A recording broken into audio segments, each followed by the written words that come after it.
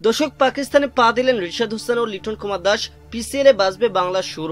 এনে থাকছে আজকের ভিডিও। বিস্তারিত জানতে ভিডিওটি সম্পূর্ণ দেখার অনুরোধ রইল। দর্শক, বাংলাদেশ ক্রিকেটারদের জন্য 2025 সালের পাকিস্তান সুপার লিগ পিসিএল হয়ে উঠেছে স্মরণীয় এক আসর।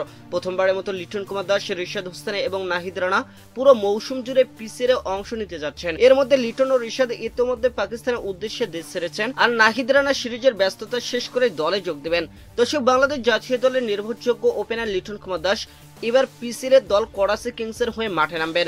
গত ডিসেম্বরে অনুষ্ঠিত পিসিএল এর ড্রাফটে করাচি কিংস তাকে দল নেয় সিলভার ক্যাটাগরি থেকে। ফেসবুকে একটি স্ট্যাটাসের মাধ্যমে পিসিএল এ অংশগ্রহণের বিষয়টি নিশ্চিত করেছিলেন লিটন কুমার দাস, যেখানে তিনি দেশবাসীর দোয়া ও সমর্থন কামনা করেন। জাতীয় দলের নিয়মিত সদস্য হয় তার অনাপত্তিপত্র এনওসি পাওয়া নিয়ে কিছুটা ধোঁয়াশা তৈরি হলেও শেষ পর্যন্ত বাংলাদেশ ক্রিকেট বোর্ড বিসিবি তাকে চলতি সময়ে জিম্বাবুয়ে সিরিজ থেকে বিরতি দিয়েছে, যাতে তিনি পুরো পিসিএল খেলতে পারেন। অন্যদিকে তরুণ লেগ স্পিনার অলরাউন্ডার রিশাদ হোসেনও পিসিএল এর এবারে আসরের সুযোগ পেয়েছেন। তিনি খেলবেন বর্তমান চ্যাম্পিয়ন লাহোর কালান্দার্সের হয়ে। দারুণ ফর্মে থাকা রিশাদকে ঘিরে প্রত্যাশা যেমন দলের, তেমনি বাংলাদেশ ক্রিকেট প্রেমীদেরও। তিনি ইতোমধ্যে পাকিস্তানে পৌঁছে গিয়েছেন এবং দলের অনুশীলনে যোগ দেওয়ার প্রস্তুতিও নিচ্ছেন। তবে নাহিদ রানার পরিস্থিতি কিছুটা ভিন্ন।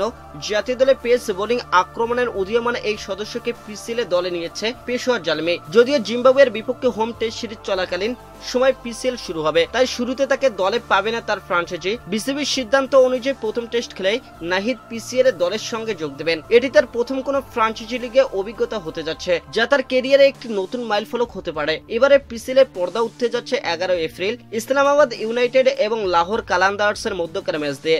দর্শক, মোট 34টি ম্যাচ দিয়ে গঠিত এই ফ্রাঞ্চাইজি লিগ চলবে 18 মে পর্যন্ত।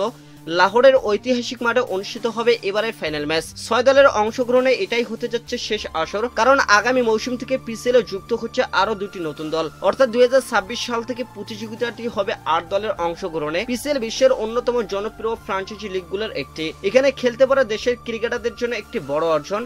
এটি যেমন আন্তর্জাতিক অভিজ্ঞতা অর্জনের সুযোগ তৈরি করে, তেমনি আর্থিকভাবে খেলোয়াড়দের জন্য লাভজনক। লিটন, রিশাদ ও নাহিদের এই সুযোগ বাংলাদেশ ক্রিকেটের ভবিষ্যতের জন্য ইতিবাচক বার্তা বয়ে আনছে। দর্শক, তিনজনকেই শুভকামনা, তারা যেন নিজেদের সেরাটা দিতে পারেন এবং বাংলাদেশ ক্রিকেটের মর্যাদা আরো উঁচুতে নিয়ে যেতে পারেন।